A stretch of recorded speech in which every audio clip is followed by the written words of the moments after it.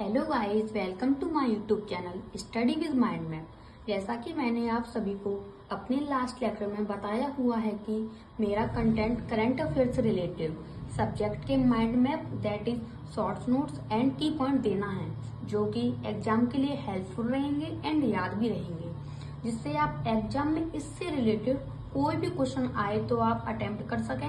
And आज का हमारा टॉपिक रहने वाला है पॉलिटी का chapter first, constitution development, Hindi में बोलें तो संवैधानिक विकास, जो आज हम पॉइंट बाय पॉइंट पढ़ेंगे। सबसे पहले हम सभी संवैधानिक विकास में EIC बोलें तो ईस्ट इंडिया कंपनी के बारे में डेप्थ में पढ़ेंगे। आफ्टर दैट रिलेटेड एक्ट्स पढ़ेंगे, जो आज का हमारा टॉपिक होने वाला है। मैं आपको बता दूं कि जो मैं डेप्थ में पढ़ाऊंगी वो नोट में नहीं मिलेगा, क्योंकि वो तो उस टॉपिक के बारे में को रीड कर रही हूँ, बट माइंड मैप देना मेरा वर्क है, इसलिए मैंने ओनली की पॉइंट इंक्लूड किए हैं। जो मैं बोलूँगी वो आप चाहो तो लिख सकते हो। सबसे पहले ईस्ट इंडिया कंपनी के बारे में थोड़ा डेप्थ में बता देती हूँ, चाहो तो आप नोट भी कर सकते हो। तो स्टार्ट करते हैं। तो सर्वप्रथम पढ़ रहे हैं ईस्ट इंडिया कंपनी के बारे में। तो ईस्ट इंडिया कंपनी की स्थापना 31 दिसंबर 1600 ईस्वी को हुई थी, जो कि ब्रिटेन की महारानी एलिजाबेथ प्रथम ने इसे एक रॉयल चार्टर जारी करके स्थापित किया। इसका ऑफिशियल नेम था governor and company of merchants of London trading into the east Indies. And इसका कुछ रीजन भी रहे कि ये क्यों स्थापित हुई। यूरोप में जो मसाले थे, रेशम थी, कपास और अन्य जो कीमती सामानों की जो मांग थी, उसके बाद पुर्तगाल और डच पहले से ही एशिया में व्यापार कर रहे थे और अंग्रेज व्यापारियों ने पूर्वी देशों में व्यापार करने के लिए यह कंपनी बनाई। इसके बाद स्टार्टिंग में इस कंपनी का उद्देश्य केवल व्यापार करना था, लेकिन धीरे धीरे यह राजनीतिक शक्ति बन गई, बोला तो पॉलिटिकल पावर। और 1757 में प्लासी का युद्ध और 1764 ईस्वी में बक्सर का युद्ध होने के बाद ईस्ट इंडिया कंपनी ने भारत में शासन करना शुरू किया।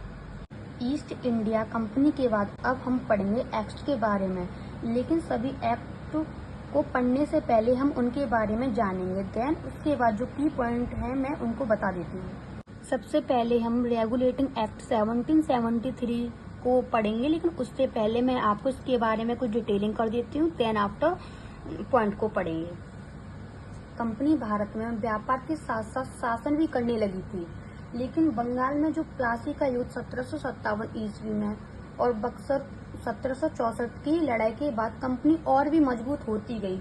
लेकिन जो कंपनी थी उसके जो ऑफिसर्स थे उसके द्वारा करप्शन होने लगा और शिकायतें इंग्लैंड में दर्ज होने लगी, जिसके कारण ब्रिटिश संसद ने कंपनी के काम काज को कंट्रोल करने के लिए यह कानून बनाया, जिसे हम रेगुलेटिंग एक्ट के नाम से भी जानते हैं। जिसमें पॉइंट कुछ इस प्रकार है कि इसमें फर्स्ट कुछ पोस्ट थी उनको चेंज किया गया, जैसे कि बंगाल के जो गवर्नर थे उनका नेम चेंज होकर बंगाल के गवर्नर जनरल में प्रस्तुत किया गया, जो कि बंगाल के गवर्नर थे फर्स्ट क्लाइव थे और बंगाल के गवर्नर जनरल वॉरेन हेस्टिंग्स थे। इसके अंतर्गत ही आता है आपका उच्चतम न्यायालय की जो स्थापना हुई थी वो कलकत्ता में हुई थी। उसमें टोटल 4 मेंबर थे, जो कि 1/3 का रेशो था। एक आपके चीफ जस्टिस ऑफ इंडिया, जिनको हम मुख्य न्यायाधीश बोलते हैं, जो कि फर्स्ट एलिजा इम्प्रे थे, और 3 न्यायाधीश थे जिनको हम जज बोलते हैं, और इस समय ब्रिटेन के PM नॉर्थ थे।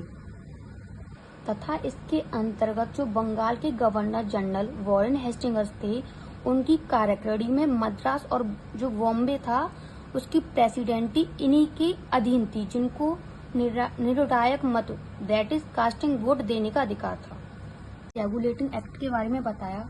देन उसके बाद आया 1784 का पिट्स इंडिया एक्ट, जिसके बारे में मैं आपको थोड़ा बता देती हूँ कि ब्रिटिश संसद द्वारा पारित किया गया यह कानून था। इसका नाम उस समय के ब्रिटिश PM विलियम पिट के नाम पर पड़ा था।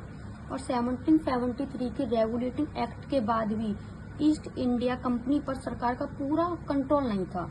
इसके बाद पिट्स इंडिया एक्ट द्वारा ब्रिटिश सरकार ने कंपनी के भारतीय प्रशासन पर सीधा नियंत्रण स्थापित किया, जिसको 2 भागों में विभाजित किया गया, व्यापारिक कार्य और राजनीतिक कार्य।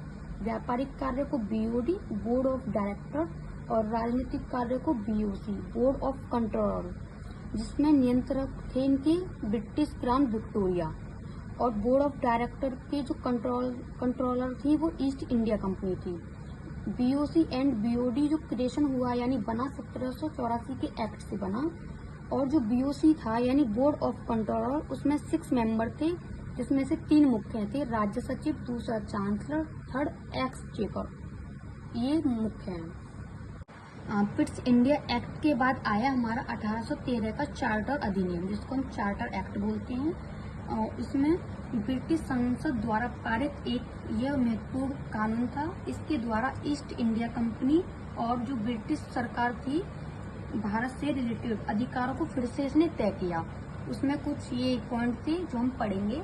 पहला था व्यापारिक एकाधिकार का अंत हुआ, चाय और चीन को छोड़कर, जैसे हम मोनोपोली भी कहते हैं। इसका मतलब ये है कि ईस्ट इंडिया कंपनी का भारत के साथ व्यापार एकाधिकार समाप्त कर दिया, और अब अन्य अंग्रेज व्यापारी भी भारत में व्यापार कर सकते, सिर्फ चाय और चीन को छोड़कर।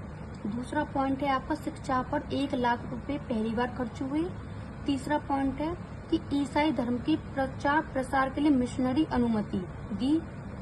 और फोर्थ है आपका आधुनिक शिक्षा यानी Magna carta, that is important दस्तावेज के बारे में, इस एक्ट के बारे में बताया गया है। And thank you for watching.